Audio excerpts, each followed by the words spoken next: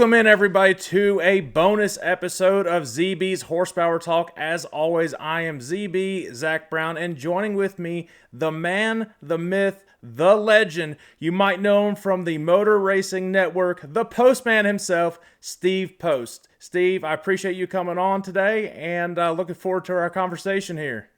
Yeah, great to catch up with you, Zack. I really appreciate you having me on. Well, let's get it started. Tell us a little bit about yourself. A lot of people might not know your face. They know your voice, obviously, from listening to you on all these NASCAR races. But tell us a little bit about yourself. How did you get into racing, and was broadcasting the whole goal at the end of it?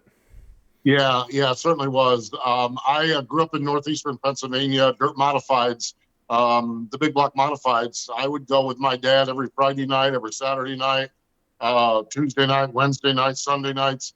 I loved it. I always loved racing, and one of the things or two things I would do at that time, I could mimic the track announcers, and then what I would do, I had all these Matchbox cars. This is before we had like diecast cars, so they were just general Matchbox cars.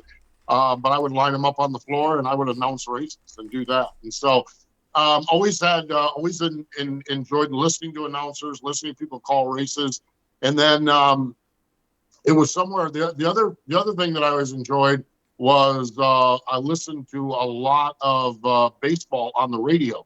I had a transistor radio, and at that time you had those. They're Clear Channels, and Clear Channel is a brand now, is a company now. But previously, Clear Channels was a designation of stations that were AM stations that could be like a blowtorch at night. And so I was in northeastern Pennsylvania, and I could listen to the Philadelphia Phillies games, and I could listen to the Cincinnati Reds games on the big one, 700 WLW from Cincinnati. And I loved that, and I really did.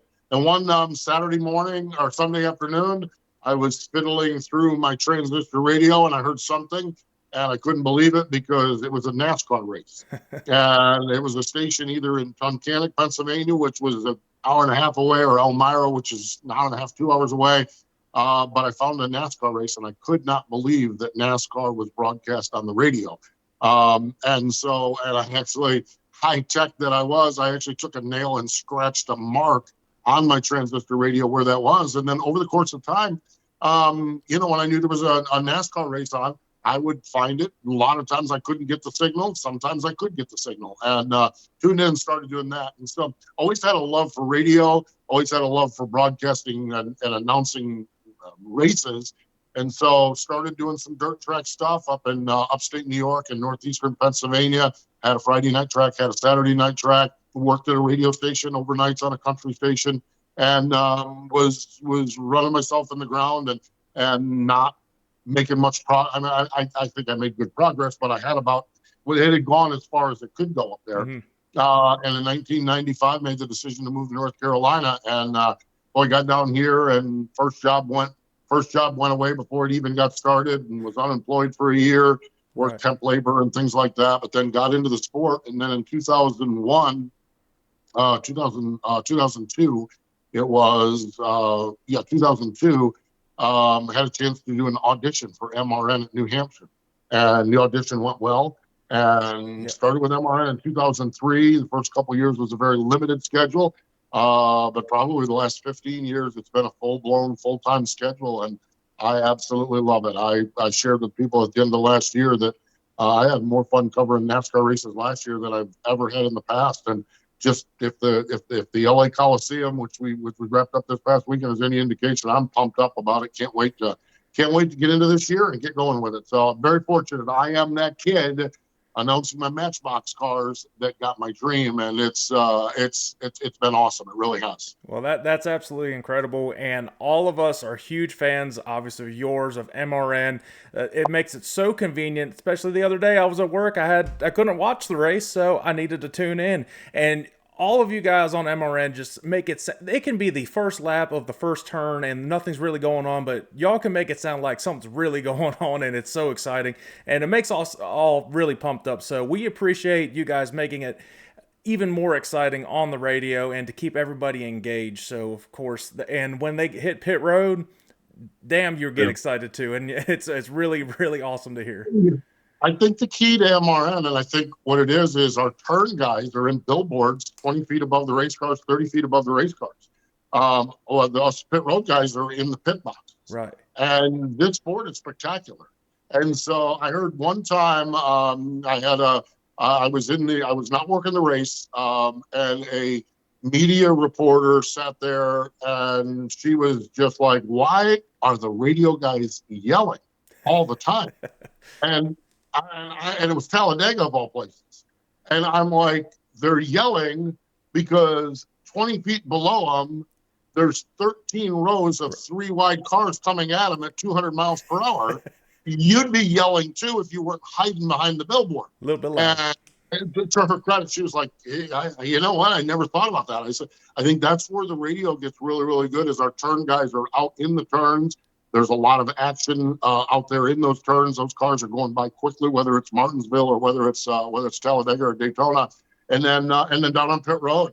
I mean, the men and women that pit these cars, the athletes that pit these cars, man, they're just I get so excited when pit stops are just to watch them perform and see how they can do. So I think the fact that we have turn people in the turns and pit road people on pit road is what leads to the energy, because the energy is coming from those race cars. Right. Well, you've done this for a while now, so what is your preparation getting ready for these races, getting ready to call the races and the strategies on pit road, and what do you have to do during the race to kind of navigate between what drivers are doing what, and where are you getting all this information from? Well, a lot of it is done during the week. I try to do as much, if not all, of my homework during the week.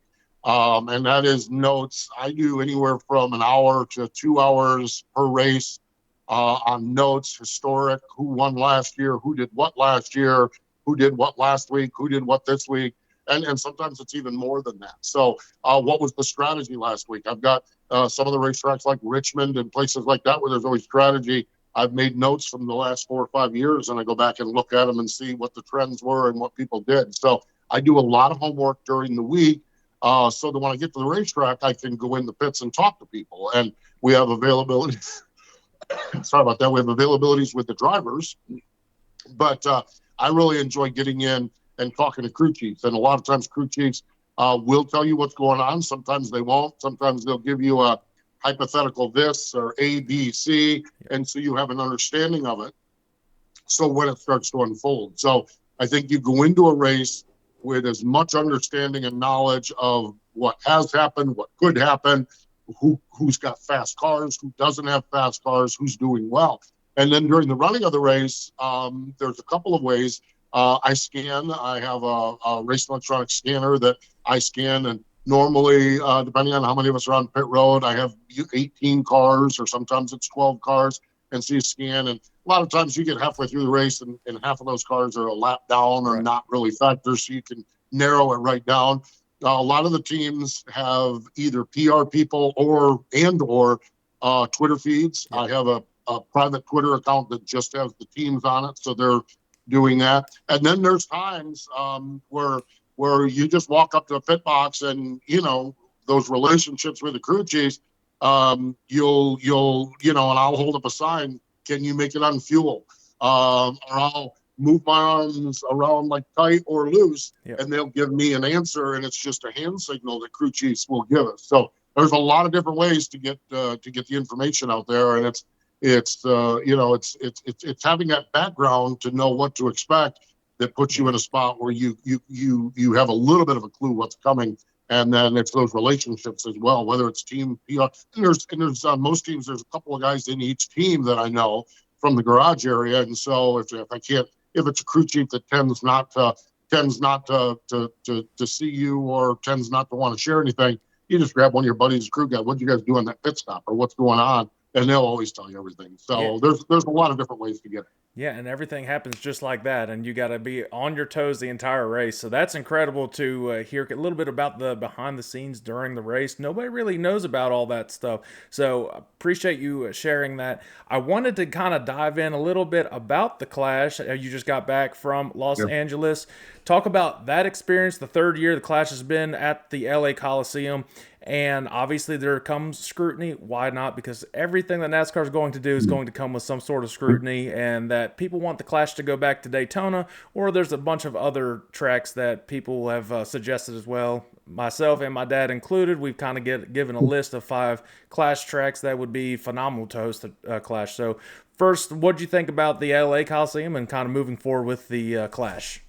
Well, I love the LA Coliseum, but I'm a firm believer in 3 years it's probably ran its course. Right. The first 2 out there was incredible. They've all been good. I mean, this year was obviously weird because of the weather and the change of the schedule and everything else. But what it did was it took us to an area that there is no NASCAR, and it introduced NASCAR to a whole bunch of people that didn't even know what it was. Right. And we saw the same thing at the street race in Chicago. And I think that especially with the clashes and all-star races, I think you have some flexibility to do that. And I think they did a really, really nice job with that. I think, could these cars even run on that racetrack? We had all those questions when we went there the first year and put on some good races. The racing was really good. I think the racing this year was outstanding. You have Ryan Blaney coming from 23rd to 3rd. And a lot of mixing it up with Ty Gibbs up front and Joey Logano up front, and ultimately Denny Hamlin gets the win. So that being said, I love the Clash at the LA Coliseum, but the longer I go and watching this thing, I think there's our tried and trues we've got to do, and Daytona 500, Coca-Cola 600, Southern 500. I mean, there are those, and I think those places where we have races should hang on to races. But sure. I'm wondering where we have 2 races, what we do and how can we mix it up, because it adds a whole new energy to it. The energy at the Clash, all 3 years, but that first year especially, the energy of the Clash is unlike anything. The energy of Chicago last year was unlike anything. So I'll weave my way into the Daytona talk. I was at the last couple of Clashes at Daytona. If everybody wants the Clash to go to Daytona, I don't have a problem with it. But I want everybody that wants the Clash to go to Daytona to be there. Yes. Because there wasn't 10,000 people in the seats. You walk down pit road, driver introductions, and you couldn't even hear the crowd because there was nobody there. So versus the Clash, where you've got a hip hop concert in the middle of it, and everybody loosened their minds with the excitement of it. So to me, it's like, if we want to move this thing back to Daytona, I have no problem. I'll go wherever. There's a couple of things, and Dale Jr. is the big advocate of this. I love that this was pole winners. I think I like that. I do like that. And I do miss Speed Week when we're down in Daytona. Yep. We're recording this on Wednesday, 10 days before the 500. Today is the day that I used to leave for Daytona. I don't leave until Tuesday of next week. Yep. I love Speed Week. There's a lot of things I love about it, okay? But if everybody wants the Clash to Daytona, if 10% of everybody that's screaming about the Clash goes to Daytona goes to the race, then we'll have something. Yep. If 10% would have gone to the race 4 years ago, we would never have left Daytona. We even tried it on the road course. But it had lost its luster in a big way. And maybe we can get it back. If we get it back, whatever we need to do to get the race's luster. That's what it is to me. I respect the history, and I respect this is for pole winners and Speed Weeks in Daytona.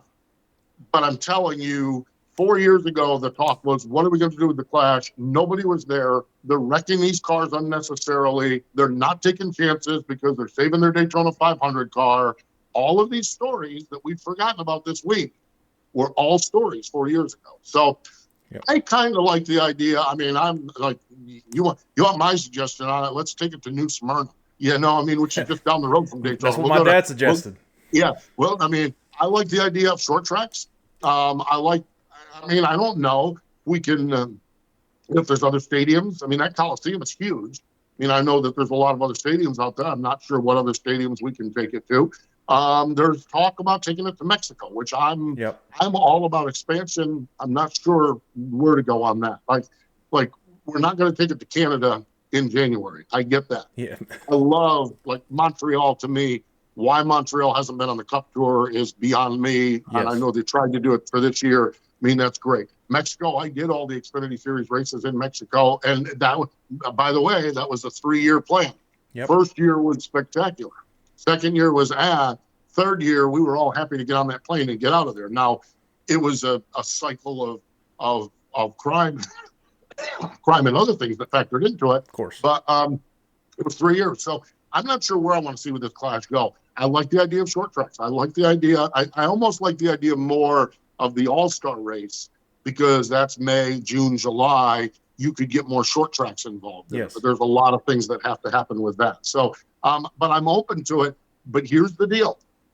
This thing for the last 3 years has had a lot of energy, and it had a lot of energy on Saturday night, despite the fact that half or 2/3 of the people that bought tickets couldn't get there because we had to go early because of that. It still had the energy.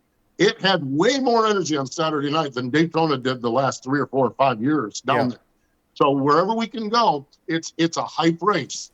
Well, there's nothing worse than a hype race where you can't hear the crowd. Nobody wants to race. Nobody wants to do anything, which were the problems we had when we left Daytona. So if we can fix that, I'm all about going back to Daytona. I like the idea of some short tracks, maybe another stadium. I don't know. I don't know. There's just there's plenty of options out there. I think that's the beauty of where we're at with NASCAR now. There's plenty of options out there, and I don't think 5 or 10 years ago we had plenty of options. Yeah, of course. And I'm thinking that it would. And I don't know how all the logistics work behind the scenes. I'm just some dude that talks in a microphone about this stuff. And you might see a little bit more, but is it possible to have each year they go to a different track around the country for the clash? That way you keep it fresh, you keep everybody excited, and it doesn't get stale every single year at the same place. You're changing it up wherever you go. I suggested places where you don't have on the actual points calendar, just like the All-Star races at Wilkesboro. That's sold out. I mean, that you're not, there's standing room only. I mean, it's incredible. I suggested my number one was Nashville Fairgrounds. Just phenomenal city, historic track. They've been looking at a reason to try to bring that track back to life. That would be a great opportunity to revitalize that entire track, that entire city. And I've also suggested, why not have some fun and race at Eldora to open it up too? Yeah, I don't have any issues. The challenge with it is that we're going to have to look at the calendar as the weather goes. But I agree with your premise on it. That's why I kind of like the All-Star race is that one that I am all about Wilkesboro. Okay, let's talk about the All-Star race. Yes, I did the All-Star race in Texas 2 years ago. Nobody cared. Nobody was there. Yep. Nobody cared. Let's get in. Let's get the race done, and let's get out of here. Mm-hmm. Okay. I did the race at North Wilkesboro last year, and everybody cared. Same exact scenario as the Clash, and we'll be wide open at Wilkesboro. My fingers are crossed that Wilkesboro ends up ultimately getting a points day in a regular race. I'm in favor of that. That's just it's too good. It's too good not to. And I think that's probably where we go with it. So where does that leave us? Again, the challenge of the Clash is if we're going to do a preseason, we've got to look at something in the South. Do we look at Tucson, Arizona? Is there an asphalt track or even a dirt track in Texas? New Smyrna is one. Do we look at South Georgia? That sort of thing. Are there other places? That's why I like the All-Star race, because it opens up places like Berlin, Michigan, and South Boston, Virginia, and the Nashville Fairgrounds, and places like that. Eldora would be one as well. And to me, what the beauty of that is that to get this track up to speed, somebody, NASCAR, would need to invest in a little bit of the infrastructure in this track. This track has the All-Star race, and they've got brand new bleachers. They've got a lot more infrastructure. They've got more capital to work with because they've sold every hot dog in the county and the state that they're from, and I think everything else. And so I think that's the way to go with it. I don't know if the Clash is the way to go with it. If the Clash has to be preseason, that limits us, where the All-Star race could be anytime during the season, and that would open it up. But you got Speedway Motorsports, who has had the All-Star race forever, and they have done a wonderful job with it. What's their incentive? You can't be just saying, you guys did a great job with this All-Star race. North Wilkesboro was a hit. We're going to take it somewhere else. They've got to be involved in this. So there's a lot of details that go into it. But I love the idea of investing back into our short tracks. I just think that ultimately that to me is the win. However we do it, that to me would be the big win. Yeah, I think that is definitely the way to go. And I understand where they're coming from with getting these street courses, these road courses. I get they're trying to get a different audience in and bring in a just a multitude of people coming in. But the thing is, you start getting to the point where there's way too many street races. If I want to see some more street races, I'll watch Formula One, I'll watch IndyCar. I'm a traditionalist with I love having Watkins Glen and Sonoma, the two, and that was it. The Roval's okay. I've seen the Roval in person. I like that a lot better than when I saw it on TV because in person, it's actually a pretty good race. It's really Yeah, it exciting. is. It also helps, and it's no secret to anybody. My favorite driver is Larson when he won it the 1 year going on to win his championship, and I was there to see that. So that was obviously awesome. But I think steering away from the road courses would benefit NASCAR, both getting people to the stands and getting the better viewership on TV. I know they're all about that too. And you bring it to these shorter tracks, you revitalize these tracks. Again, you bring in Nashville. I think it's awesome they're going to Iowa. I've been just very vocal saying they need to go to Iowa for the longest time. Xfinity's always put on phenomenal races there. IndyCar has amazing races. The crowds are insane at the Indy doubleheaders that they have at Iowa.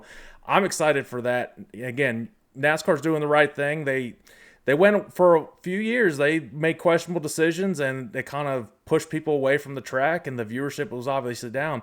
And I think it's slowly going back to where it needs to be. And I think they keep making decisions like this. It's going to ultimately just keep pushing the sport into the right direction.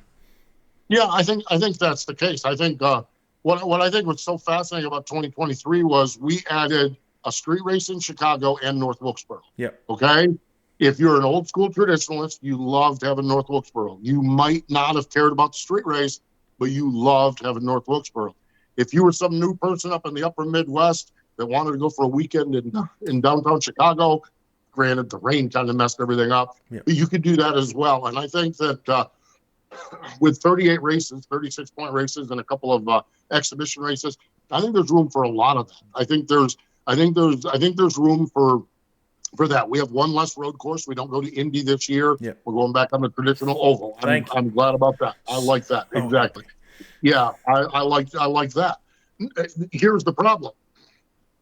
The reason we left the oval was the Indy historic track oval. I say oval, it's a rectangle. Right. The reason we left that is because the racing was terrible. I mean, it was. I mean, I understand the tradition and everything, but that was a different generation of race car also. I think this race car really suits up for that Indy oval. And I think that's the thing. The sport ebbs and flows also, which is a challenge when you're talking schedules 2 or 3 years down the road. What's going to be the hot ticket? What's going to be, Yep. What's going to be the fast and hot ticket? So I think the way this is going with more races, more events and stuff like that, I think we can have a little bit of it all. I think a little bit of it all is what the key is, though not a lot of it all. We did the Roval the first year of the Roval, and it was spectacular. I mean, you got Jimmy Johnson and Yep. Martin Truex Jr., and everybody, and it's going wide. All right, we need to do a Roval at Kansas. We need to do a Roval at Michigan. We need to do the road course. Whoa. One road. Right. One road. One street course. Let's bounce this up. Wherever we want to go with some of these things, I think make them special, and I think we're getting there. Yeah, and one thing has always been brought up, and I think Chase Elliott has alluded to this. You get into about September, October, the ratings are going to start going down because there's a thing called the NFL that hits. Is there something that you think NASCAR could possibly shorten the months? Not saying the races, because back in the day they raced a couple races during like midweek, and then you raced weekend, and you can condense the schedule if you wanted to, and then you can make the championship at the end of August before NFL. And I know that could be an option. I know traditionally you want to finish up in November, but if you want to improve the ratings, I think that is an option that they could do, and a lot of drivers have talked about it. Like I said, Chase Elliott is one of them. Yeah, I think that I like that idea. And we did some midweek races during COVID. Everybody wanted it. Everyone wrung their hands about how great this is, and nobody watched. Yeah. I mean, just the ratings were not good. So it puts us in a spot. So how do we? I thought for a while, I thought this was going to change. I thought maybe we'd wrap it up sometime end of September, mid-November, and not go as deep into it. But here's what's happened with this thing. NASCAR, again, TV is the big enchilada with money. Yes. Okay? And NBC is the playoff partner. NBC's number one property is Sunday Night Football. That's their number one property. And they absolutely love NASCAR leading into Sunday Night Football. Yep. And the bottom line of it is that you've got a network that is paying you $1 billion that likes this.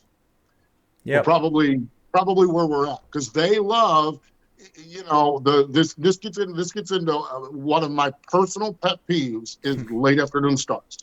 I hate late afternoon starts. Yes. That's self-esteem. Here's the reality of it, though. We want to be late afternoon, okay? NFL football is the Mac Daddy of sports TV. Yep. You know who plays 1 o'clock games? The Carolina Panthers play 1 o'clock games, okay? My beloved Carolina Panthers, bless their heart, they play 1 o'clock games. Jacksonville plays 1 o'clock games. Because you know who plays the 4 o'clock games? The Dallas Cowboys, the Pittsburgh Steelers, the Green Bay Packers, the Kansas City Chiefs. You can throw the Eagles in there too. Yeah, the Eagles in there too. Yeah, exactly. The good teams, the good games are in that game of the week time period. Yep. That's my thing. Personally, selfishly, I would love to see NASCAR say we need 1 o'clock starts. Yep. I would love that, because selfishly it gets me home at a decent hour. I get that. But I don't want it for the sport, because that means that there's something bigger than NASCAR that they're going to plug in at 4:30 or 5 o'clock. And so to me, that window is where we need to be at. But getting into the shortening of the season, I just don't see, with a ready, willing, and a partner paying a lot of money liking this. NBC, NASCAR leading in Sunday Night Football. And they're, CBS and Fox have the football games. And yes, ratings do get dinged by that. There's no denying that. But they just signed a new television contract where they went up 40%. It can't be that bad if the television networks are spending 40% more on NASCAR starting in 2 years than they are presently. They're not as worried about the rating numbers as a lot of other people are, because it's obviously working for them. And in this instance, it's working for NBC. Yeah, and they see the numbers more than anybody in the public are going to see, and they see what is the trajectory of everything. They signed that deal with Xfinity going to the CW starting in 25. And I have been vocal on saying that I think, maybe it's just me thinking it, but I think it's more a realistic approach.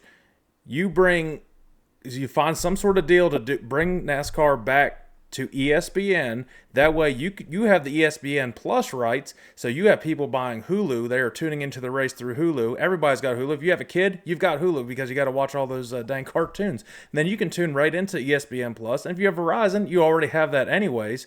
And I think that everything's going to turn into streaming, and you're seeing that with the NFL. You see it with Peacock. You see it with ESPN Plus, of course, and Prime Video. I think NASCAR is looking. I know they've talked about Prime Video being a potential suitor for some streaming too. I'm all about bringing NASCAR back to ESPN, because I remember those days. I loved seeing it on ESPN. I thought they were phenomenal races, because you get to the point now where it's Fox, then it's FS1, then it's TNT, then it's USA, then it's this, then it's that. I'm like, I don't know where to watch it at, and it just gets so confusing. I get it from a money perspective, but you also have to think, if you have a consistent streaming service somewhere, and if you split it halfway, just like they always do, from Fox to whatever they want to, that's fine. But there has to be some sort of consistency so people can see it, and maybe that brings in more numbers, but maybe that's just my selfish self thinking about that. The problem is that if that were the case, ESPN would have paid more money than NBC or Fox. Yep, I guess that's true. I mean, this boils down to the market totally. And we're talking, and the bottom line is, now CW is an interesting one, because the Paramount Plus app is every race will be streamed on Paramount Plus, the CBS one.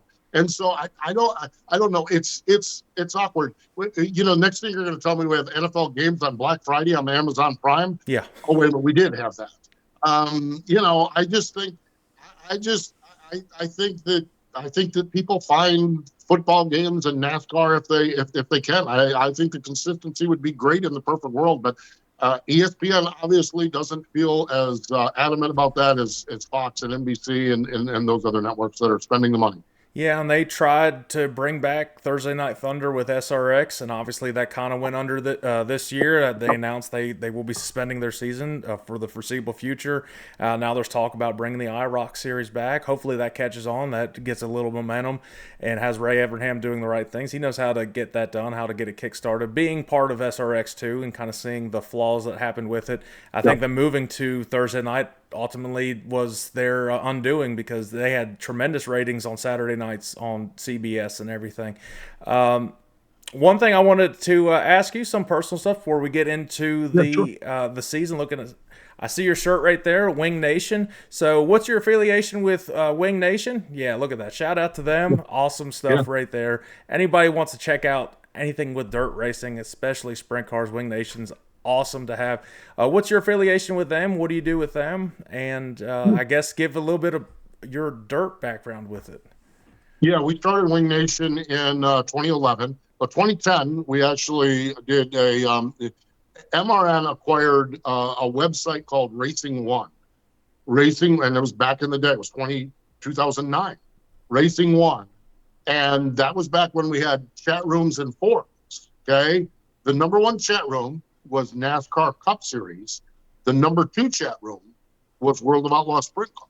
Yep. Xfinity, trucks, Busch Series, whatever it was. Everything else was below. And by a large margin, the World of Outlaws were second on that. Okay? We were sitting in a meeting and they said, you got this World of Outlaw thing. Does anybody know anything about dirt track racing? Does anybody want to do anything with it? And my hand went up immediately. I'm more of a modified, or was more of a modified guy, but love dirt track racing. And I'm like, man, if I can get back into dirt track racing to do something, that'd be great. So my hand went up. And in 2010, we did a podcast before there were podcasts. We didn't even know it was a podcast. We didn't even know what it was. But it was called the World of Outlaw Report, where you come in, you talk about the race, take a commercial break, have the race-winning driver or a preview driver, take a break, preview the next race, and 20 minutes, boom, out the door it went. And so we did that.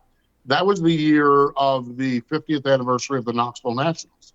And the World of Outlaw Report was doing very, very well with streaming. Again, we didn't know it was streaming. We didn't know it was a podcast.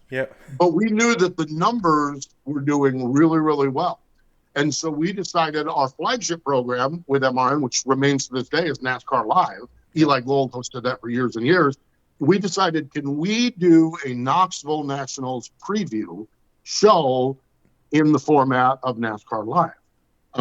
And so they sat down with me and they said, do you have a co-host who you want to do? Well, one of my best friends is Kendra Jacobs. Kendra is a former Miss Knoxville Nationals. Her dad is Kenny Jacobs, who is a Hall of Fame sprint car driver. She is into the roots. She knows more about the sport. And Kendra and I worked together on a couple different stints in different places. So I called her up and I said, hey, would you be interested in sitting down for an hour and talk sprint car racing? We did it in the garage every weekend. So why would we not do it with microphones on? And we sat down in the studio, and I'll never forget the first segment of the show was like 5 minutes, and we were just jawing away doing it. And we got to the first commercial break, and the producer, Craig, got on the two-way on the intercom and said, Kendra, how much radio have you done? And she looked at her watch and said 5 minutes. And he said, you're kidding me. And so we did a World of Outlaw 1 hour show, and it was through the roof, a preview show of the Knoxville Nationals. It was through the roof. It was spectacular. So we sat down during the off season and said, what do we want to do? I mean, of course, the World of Outlaws were the big big touring series, but you had sprint cars in Pennsylvania. Obviously, you're familiar with the Pennsylvania Posse. Ohio is huge with sprint cars. Knoxville, the Midwest, California. There's 360 races. And so we sat down during that off season, 2010, 2011, and we came up with the idea of Wing Nation. And we launched Wing Nation in 2010. And we've been going strong ever since. Up until this year, we had a MAV TV show. The logistics of it, the challenges of it, the cost of producing it just put us in a spot where it was like not making any sense to do it. So we're streaming everything right now. We did our first show this week, as a matter of fact. Kendra has moved on. She's now the chief marketing officer of the new High Limit series. But I have Erin Evernham, who is the only female to win a Knoxville or a sprint car, a World of Outlaw race She's the only female that's qualified for the Knoxville Nationals. Erin is my co-host. And then Ashley Stremme, whose dad was a longtime racer up in central Pennsylvania. Yep. She's also co-host on it. We kind of rotate things around between the three of us. And we've been going strong. And we get up to the racetrack a lot. We shoot some video at the racetrack. We got some plans this year to do some conversation pieces, but our flagship Tuesday show is Tuesday at noon live, but you can catch it on all the streaming services, all the podcast services, Spotify, iTunes, all of the podcast services, YouTube, Motor Racing Network, wingnation.com, Facebook. We're everywhere with it. And we love sitting down and talking sprint car racing. It's spectacular. It's really, really cool. Yeah, and you don't see that too often, and that's why I wanted to bring that perspective to this show too, and have a little bit just encompassing everything as much as you can with racing, because there's people that like dirt racing, there's people that like NASCAR, but it's very rare that you have people like everything. So that was my plan to get everybody excited for all sorts of racing. Yeah, I'm a huge fan of all racing. Last year I went to 130 different races, everything from asphalt stock cars to drag racing to dirt tracks to NASCAR and everything in between. I love all forms of racing. But what's fascinating about the Wing Nation journey is when we started this, we were the only ones doing it. Yep. Now there are, and they're great. I mean, they're awesome. There are a lot of friends of mine. Everyone does them. Yeah, exactly. And I think it's awesome. It's like people are like, well, aren't you worried about it? No. There's how many hundreds of sprint car drivers in the country? Wing Nation could go 24/7, 7 days a week, and not cover it all. Yep. So everyone kind of comes at it from their own little twist, their own little perspective. We had Justin Fiedler's a guy that has his own podcast, The Daily Show. We had him as one of our guests this week on the show. We all kind of fit in and get along. And it's been fascinating because when we started it, it was us. And now everybody's doing it, and it's great, and it's fine. And it's on us now to make our content as good as it's always been. And I'm confident we'll continue right on doing that with Wing Nation. Well, you get to Williams Grove at any point this year, and you see old man wrenching on the same old 69K. Give him a quick shout too.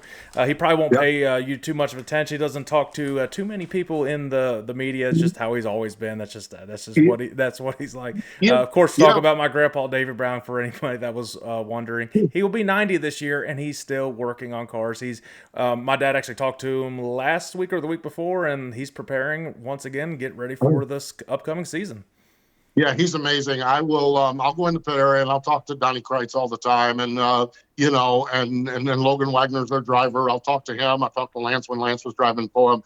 I love that crew. And you're right, Davey is not around chit chatting with anybody.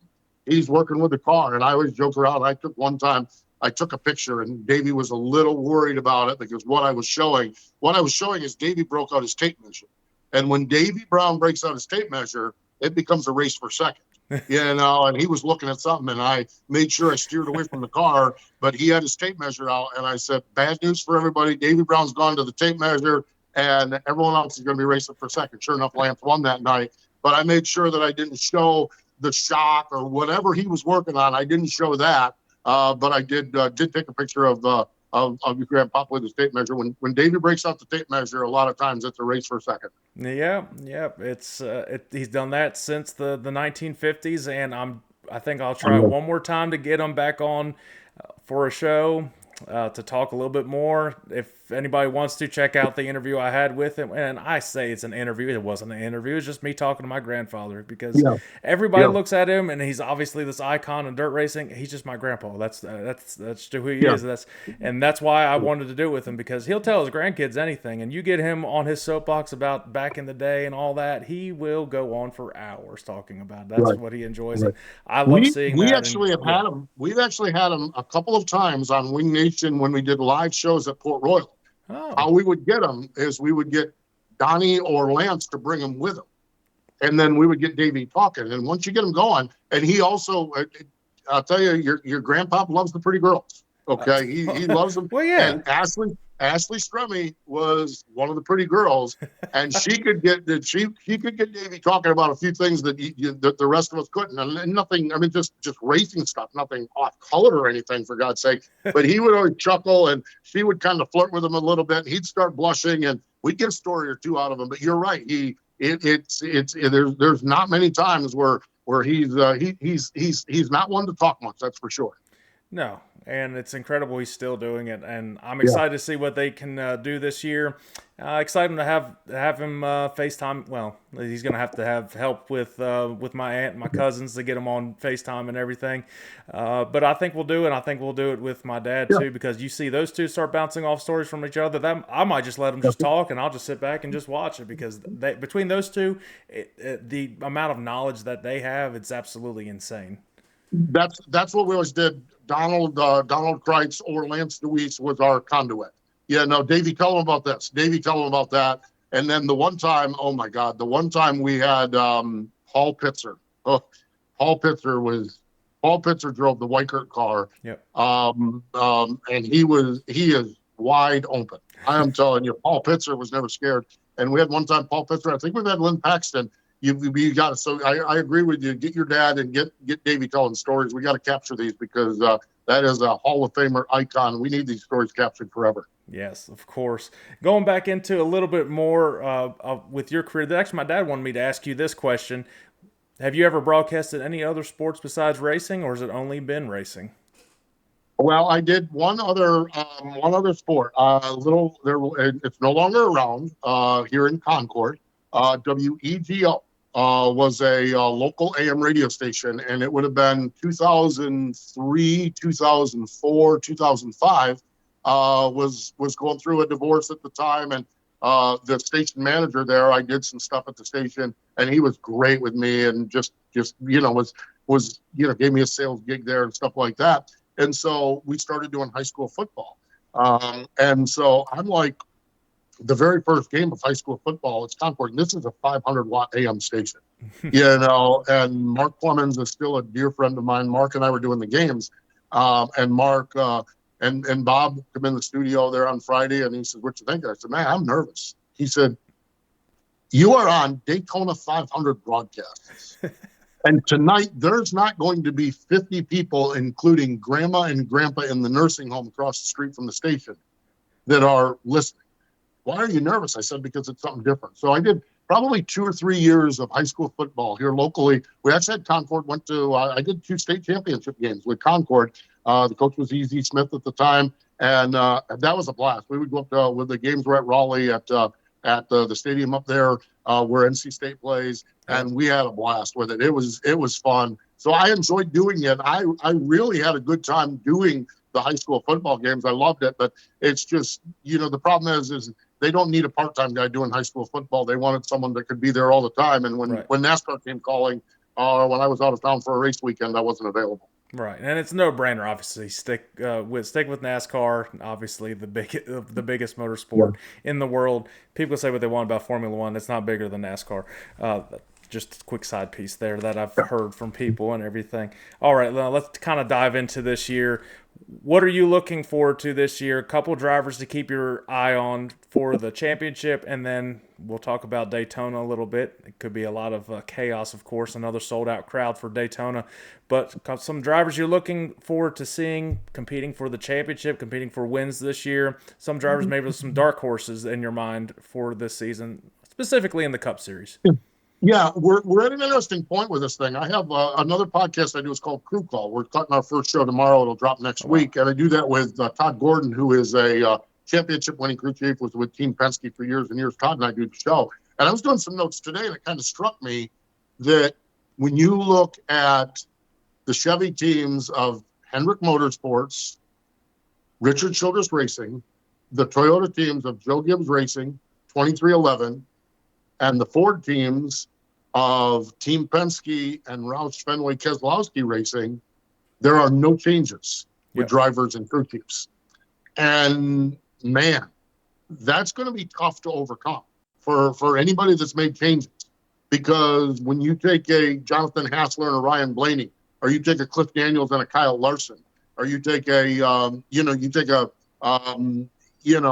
whoever, you put another year together for these teams is going to be challenged. You take Chris Gabehart and Denny Hamlin, Adam Stevens and Christopher Bell. I mean, you go down through all of them, and they're all great, all great pairings. So when you look at the big picture, I think this is. I love the front row motorsports teams, and I love JTG Daugherty racing and everything. I think we're at the point now where it gets a little tougher. Not necessarily car or anything else. I just think that all of these really good teams are together for another year. Yep. And I think that makes it really, really tough. So with that being said, I think you've got to look at it. And this is fascinating now because Ryan Blaney kind of rewrote the script on this thing. We won't really know in September who's fast in September until then. Yep. You know, I mean, if you'd have talked to me in June and July, they're in a Ford might not even make it. One might sneak into the Elite Eight. Yep. You know, but they made it all the way and won it. When you look at it, whether it's Blaney or Joey Logano up at Penske, any of the Hendrick guys, I mean, you know, William Byron to me is going to be a champion. It's just a matter of when. He had a really good year. We'll see what happens. I think Chase Elliott's fascinating. Chase Elliott was fun this weekend out at LA. You know, someone said, do you kind of flip the chapter from last year? And Chase said, no, this is not a chapter. This is a new book. Every year is a new book. And last year's book didn't even happen. You know, so he hasn't forgot how to race. Alan Gustafson hasn't forgot how to crew chief. So I just think that I think to pick out an individual, I think it's really tricky. I think William Byron will be a champion, and I think Christopher Bell will be a champion. Yes. At some point in their careers. They're just too good. Yeah, exactly. And they're with good teams, and they're with great crew chiefs. Rudy Fugle with William Byron and Adam Stevens. Adam might be the best crew chief in the garage area. If I had to pick one, it might be Adam.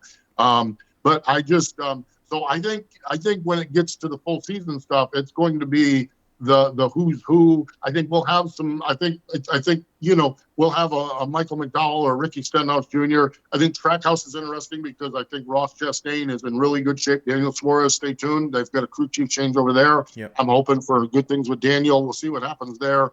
You know, Stuart Haas, Lord knows what's going on there. I mean, you know, I don't care what anyone says. They can talk about a new feeling, a new vibe, new energy, new excitement. But when you lose Kevin Harvick, you are not as good in the driver corps as you were last year. Yeah. You know, I mean, and I love Josh Berry and I love Noah Gragson, you know, but they're not Kevin Harvick. So Stuart Haas is going to be an interesting one to watch as well. Lots to keep an eye on, that's for sure. A lot to keep an eye on.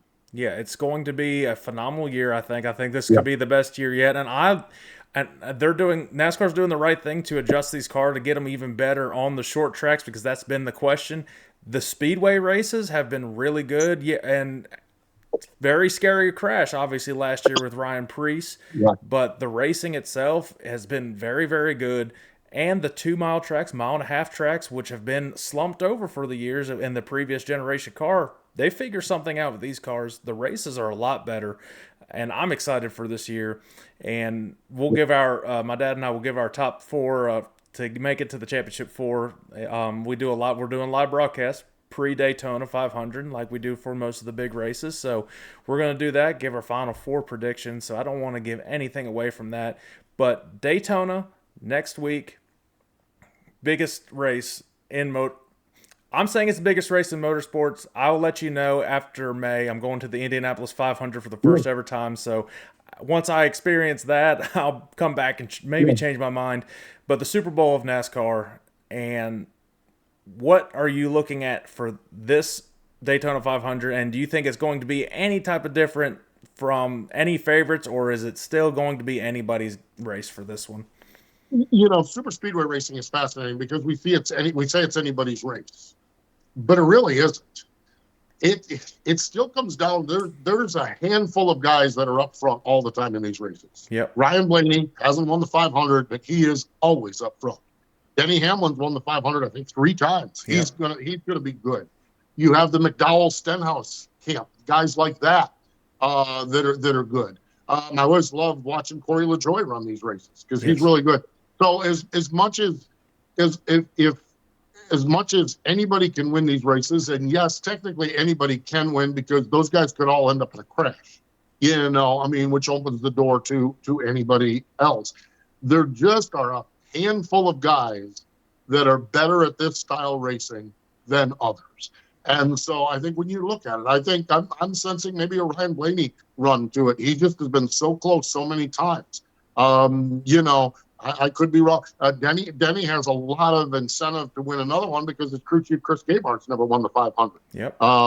Denny's won it with other crew chiefs, and Chris really, I've heard him on a couple of podcasts. He's like, that's all he's not even sleeping now thinking about that. And Denny and him are in lockstep. So I think as much as we talk about Daytona being a wild card, and it is in that it is a strong race for Ricky Stenhouse Jr. It is a strong race for Michael McDowell. I think that, which are guys we don't traditionally put at the front of the field.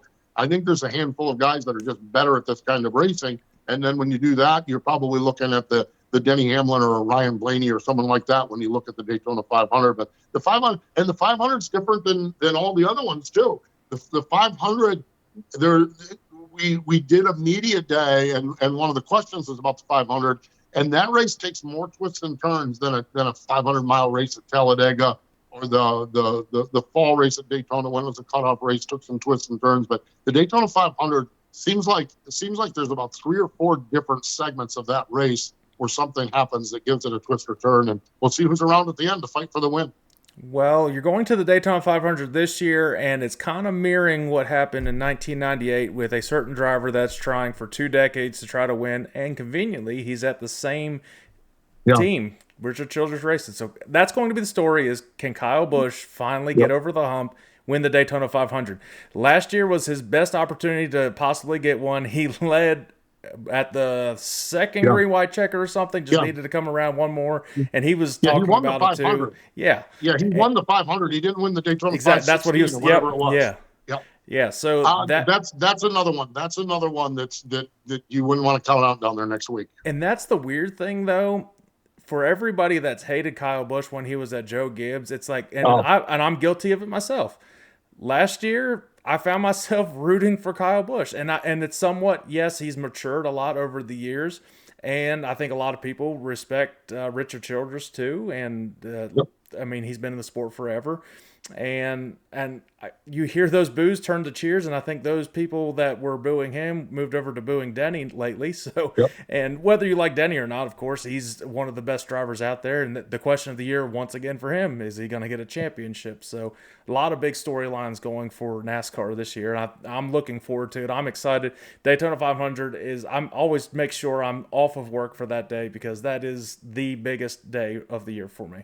Yeah, it's going to be awesome. It really is. Cannot wait. I have, as we're recording this tomorrow, I've got a bunch of meetings about Daytona.